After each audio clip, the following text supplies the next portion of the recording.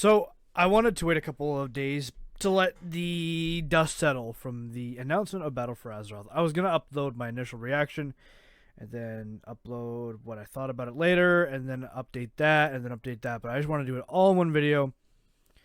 I could have milked this, probably. I could have milked this for at least 5 videos, but I wanted to do it all at once just to kind of make sure you guys don't get sick of me too much. The last patch has been announced, as everyone knows, Visions of N'Zoth. And I can't help but wonder if it's even going to be good. Now, the raid's going to be phenomenal. Don't get me wrong. I mean, the art team's going to carry the patch again. The one thing I need to talk about immediately is that there's no new zone. That the zones were split off into, well, like the new areas are redesigned already in-game areas, which makes sense from a business point of view because the art team's already working on the next expansion. They're already checked out. So, that means we're left with Vale of Eternal Blossoms and Uldum as our, I guess, place to get ketchup gear from. And I'm going to be very cynical at the end of this, so I apologize. I'll wait until we get there. But we're going to go through these bit by bit because they have 50 screenshots here. And we're talking about, but first impressions, I was excited. Visions of N'Zoth. But also disappointed. I said time and time again, I think N'Zoth should have got his own expansion. But it feels like they're going to wrap up. They're going to tie some storylines together to try and push things forward. They showed off, they talked about, like the sleeping city of Ny'alotha. And here we can see, of course, the Vale of Eternal Blossoms under attack from N'Zoth's minions. Apparently there's 3 different kinds. There's the Mantid, the Mogu, and N'Zoth. Each with different, I think, areas of the zone that they'll attack, that they'll be centered around, so at least give a little bit of freshness to it. Here, of course, we saw our first sneak peek at the horrific visions, Orgrimmar side. And this is, of course, after the drag, which is actually looks really cool. The art team knocked it out of the park again. Here, again, you can see the more, this is the Alliance place. This is where N'Zoth's attacking. This, of course, underneath. So they just show off a couple more things. And here's Uldum. I gotta say, these model boys right here, they look amazing. They look really good. This looks good. The obelisks look amazing. Still sad we didn't get a new zone. Extremely sad about that. I'll bring it up later as to why I'm disappointed. But it looks phenomenal. The obelisks in the sky, it all looks good. However, it seems like... I can go back one. It seems like these are simply just invasions, but tweaked a little bit. You need invasions to go into the horrific visions, which is where you'll get your gear. We'll talk about that in a minute. But it seems like this is it for our introductory. So you'll probably do them a few times, to get things to go into the horrific visions. Once you level out gear the horrific visions, then you'll just be done. Then you'll just go into raiding, and you'll wait until the next. You'll wait until the next expansion, which is announced in 3 weeks. This, of course, is another area, and they talked about how the Veil was repaired, and during the invasions, it's going to look not good again. Or during N'Zoth's invasions, he said. I believe that's specifically to N'Zoth. So it's going to look back to normal, and then bad for this. Which, again, it is what it is, right? Like, I'm excited about it. It looks okay. But at the end of the day, it's going to be great for the first 5 or 6 times. Then it's probably going to change.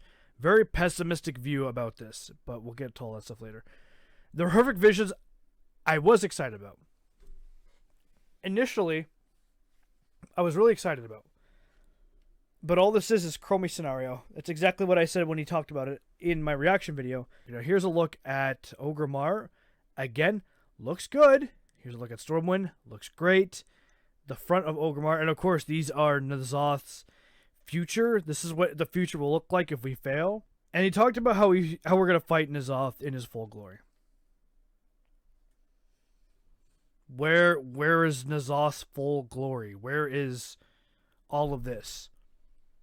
Where's all of this corruption except for 2 zones and 2 zones we see from the future? This is why I didn't want N'Zoth in a patch. I wanted him in an expansion. He deserved his own expansion. He didn't deserve this. You know, like, it sucks. It sucks to see 2 remodeled zones and 2, again, remodeled zones in the future. I'm very pessimistic about this because what did we get in 7.3? We got a planet in the sky. I almost swore. I almost said an effing planet. We got a planet in the sky. We got 3 new zones. We got a heroic dungeon. We got a new raid. We got the Chromie scenario. What did we get here? Invasions, 2 revamped zones. Heroic visions, 2 revamped zone. A raid that looks beautiful. We'll get more into that later. This is Stormwind. I love the tentacles in the sky. I love the purple, the sky. It's beautiful. You can see here the Dark Krokron Shaman set. And, oh, these little boys actually look really cute. I actually really like them. But again, it's the art team. Rathion's giving us another legendary cloak that's going to be needed for raiding. If you pug, make sure you get this because you're not going to get him without it. And it's you basically spend currency to level this up. So the more you do the invasions, the more you can do the horrific visions. The more you do the horrific visions, the more you can update your cloak. The more you can update your cloak, rinse and repeat. You get what I'm saying. It's mandatory content. They don't have a zone, so what else are they gonna do, right? They have to force you into something. This guy looks really cool. And I don't want to talk about the gear sets in this one, but you see, this is kind of what it looks like. And you'll go through here, and then it's like a talent tree. I don't know. Apparently, you get them all. But I'd really like it if you can only go one way, like a talent tree. Like, if you go here, you can't go here. Or you only have so many points to spend. I would have liked to see that, but you earn it all. And another thing about this, it can be done alone or with friends. Or with a group, I should say. It should be group mandatory. It's an MMO, Blizzard. Embrace MMO. It should be mandatory group. Okay? Even if it's 5, then you're basically giving us 2 dungeons to do. I'd be okay with that. But no, you can do this all by yourself if you want to. Because it's an MMO. Why would you want to play with other people? But just some more looks. Now we get into Ny'alotha, which we all thought was going to be a zone, but it's just a raid. Looks beautiful. Gonna say that again. Looks amazing. This looks phenomenal. To be able to walk in Ny'alotha is going to be a dream come true. We have this girl that we saw in Twilight Highlands. I believe it's the same boss. We know that her master, I suppose, is N'Zoth now, which is cool. The backdrop is gorgeous, but we don't know where this is. I hope we get to figure out where it is. This was really interesting to me. Some people said that this was Xal'ataw up here. Well, it's possible. That turns out that Xal'ataw is literally just working for N'Zoth. But you see Azshara's in chains. So we're going to free Azshara, and she's probably going to be happy with us. I kind of figured they were going to go that way. This looks amazing, and this tentacle was moving. Oh, this looks gorgeous. But I'll imagine a zone with this. Like, imagine if you could walk over to that temple or over there. A zone with this would have been amazing. And we see, like, in the deep recesses, you know, you see, like, these horrific things that he has planned. It looks like this is a Dark Titan Watcher. In Argus, during the raid and Taurus, we saw other Titan Watchers that were corrupted by the Burning Legion. Now we're going to see them corrupted by N'Zoth. They talked about how we're going to have a new essence, depending on how you feel about that. This is probably going to be another major minor slot, so you'll be able to use both. Perhaps it's going to only be tied to the new ones. I can see that again. Seems like you go up to 89, possibly 90, but I would probably guess about 89, 90. And then we get to the part that everyone is happy with, and I couldn't care less about, and that is Volpera and Mechanomes as allied races. I just don't like to play cute things. I'm not saying if you like to play them or if you're getting them, I'm not trying to say you have bad taste. What I'm trying to say is that what I'm saying is you guys all got a great allied race, but for me, allied races were just kind of a failure. I don't play any allied race. I think they should have been baseline customizations. I think I said before about Magar orcs, how the Horde got to pick different types of orcs, different clans of orcs, but the Alliance didn't get to pick different clans of dwarves. You didn't get to be a Wildhammer, you didn't get to be a Frost or an Iron or whatever. You didn't get to be any of that. You were kind of stuck behind one. With that being said, congratulations to everyone who won a Volpera and Mechanomes. I hope you guys enjoy them. I hope you love them. But for me, I couldn't care less. Same with this Heritage armor. I was really hoping for something more visually spectacular than a bomb on your shoulder, and it does. I don't know if this is going to be a customizable thing. Apparently, you can choose to have it up or down. For example, the Worgen can choose to have like a dress, like a cloak, a robe, I should say, or a shirt, which is here. I don't really like this either. But with that being said, we got something, right? Now we're going to get into the auction house overhaul. Really excited about this change. It's a really good change. I think it's an amazing change. I'm happy they implemented it, and I hope it works out well, and I hope it becomes easy to pick up. And I really like the shopping list. Does it say here? That you have like favorites. So if you're used to buying the same thing, you can just come back, click on your favorites, and go from there. I really like that. Really excited to see it work in game. A heroic Stormfront, everyone saw coming a mile away, is coming. And these things, these obelisks in Mythic Plus are coming. And the way they work is you can click on them once, I guess, the ads are cleared around it. And you go into the Shadow Realm and you defeat a lieutenant. Once the lieutenant's defeated, I guess you can go back, or you can choose to go to another one. If you fail to kill all the lieutenants in all these holes, they zerg you on last boss, apparently. So, that's 8.3. This is the end of Battle for Azeroth. And again, I can't help but feel it's smaller than BFA. And I've always said you don't need to have a world-ending boss. You don't need to have this massive climax. You just need to have a good end to a good story. We didn't have really a good story, so why would we get a good end to that good story? Makes sense, right? In Legion, we had we knew where we were going. We had Argus in the sky, and you looked up in awe, and that was the greatest thing that I think Blizzard's ever done in World of Warcraft, is to be able to look up in the sky and see Argus and say, I can't wait to go there. I cannot wait to take the fight to Sargeras and beat his ass in. But we didn't get that this time. And of course, they can't up the ante every expansion. I understand that. We didn't know where we were going. People didn't think we were going to go to the Shadowlands next expansion. That Sylvanas was going to be the end result. That we were going to do a Horde Alliance ending. See, that's the thing. When you struggle to tell us what the expansion's about, you end up splitting the story, and N'Zoth is left in the shadows until a last patch. A patch. Big boy N'Zoth. We're supposed to fight an old god in his glory in a patch, but we saw what the raid gear looks like. Raid gear has been just awful this expansion.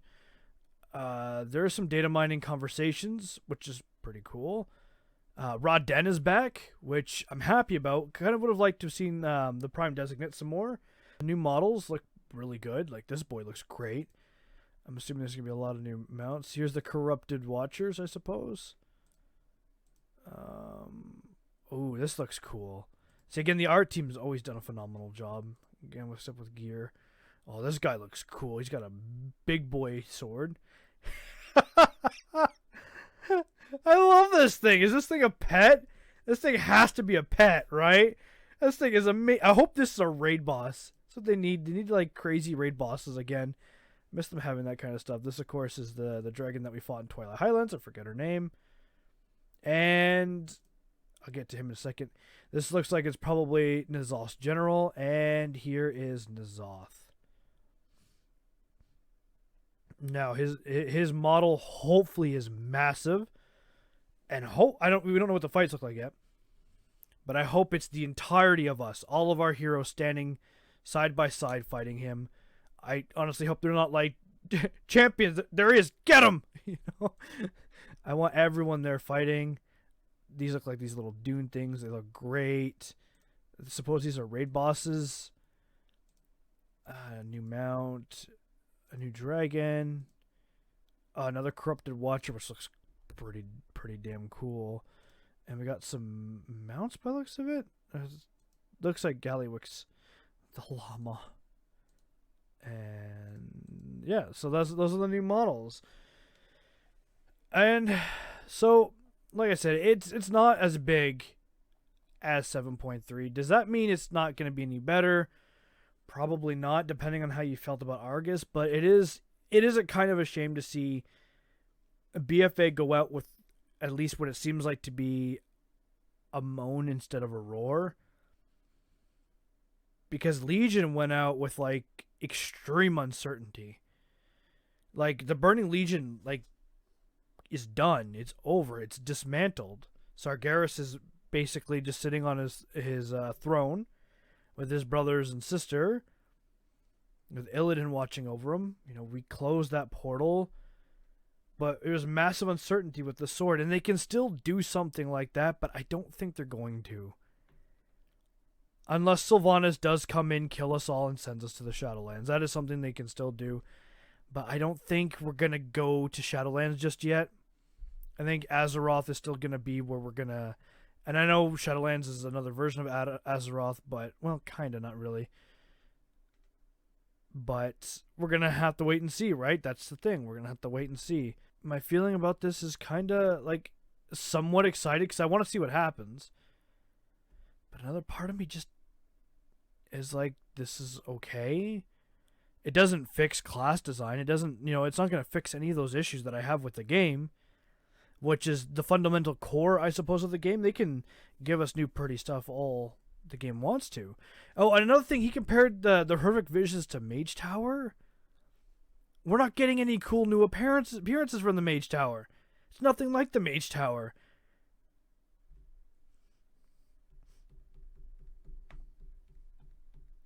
I don't know. Basically, what it's going to come down to for me is, if the next expansion at BlizzCon doesn't look good, I honestly think I might give up for good. I honestly think it'll be the first expansion in a long time that I haven't bought a collector's edition for. Because I have Wrath and Up of collector's editions.